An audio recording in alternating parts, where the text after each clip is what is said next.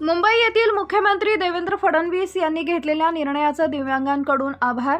त्या दिव्यांगांना राहण्यासाठी घर नाही, त्या दिव्यांगांना घरकुल देणार निर्णयाचं स्वागत करण्यात आले। आज दिनांक 8 एप्रिल रोजी सायंकाळी 6 वाजता मिळालेल्या माहितीनुसार मुंबई इथं मुख्यमंत्री देवेंद्र फडणवीस यांनी घेतलेल्या निर्णयाचं जालन्यात आभार व्यक्त करण्यात आले। दिव्यांग पगार थेट खात्यात जमा होणार, दिव्यांग अंत्योदय कार्डात समावेश केला जाणार, राहण्यासाठी घर नाही त्या दिव्यांगांना घरकुल देणार आहे। या निर्णयाचं जालन्यात स्वागत करण्यात आलंय। राहुल मुळे, सतीश फतपुरे, रियान शेख, शकीर, शफीक शेख, मिया, शिवाजीराव साळुंखे आदींची उपस्थिती होती। माननीय देवेंद्रजी फडणवीस साहेब यांनी काल देखील दिव्यांगांसोबतची बैठक घेतलेली आहे।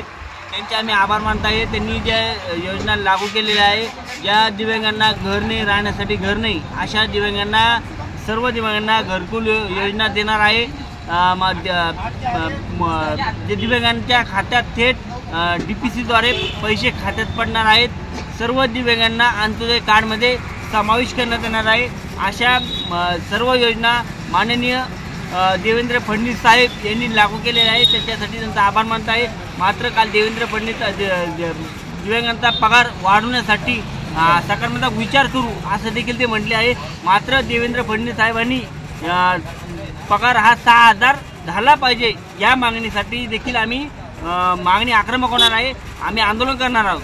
राहुल मुळे जालना। आम्ही महाराष्ट्राचे मुख्यमंत्री सन्माननीय देवेंद्र फडणवीस साहेब तथा उपमुख्यमंत्री अजितदादा व तथा एकनाथजी शिंदे यांचे आभार मानतो। कारण की काल जी फडणवीस साहेबांच्या बंगल्यावरची बैठक झाली, तर या बैठकीमध्ये दिव्यांगाच्या विविध मागण्या व विविध विषयावरती चर्चा झाली। त्यामध्ये जे दिव्यांग बेघर आहेत, ज्यांना जागा नाहीत, अशा दिव्यांगांना जागा देण्याचा आदेश देण्यात आला। त्याच्यानंतर दिव्यांगाचे जे काही रक्कम आहे ती डायरेक्ट DBTद्वारे त्यांच्या खात्यात ट्रान्सफर व्हावी आयोग निर्देश देण्यात आला।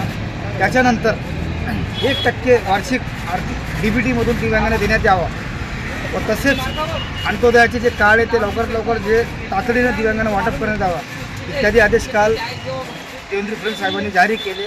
त्याबद्दल आम्ही त्यांचे आभार मानतो। सतीश फतपुरे, राष्ट्रवादी काँग्रेस पार्टी, जालना।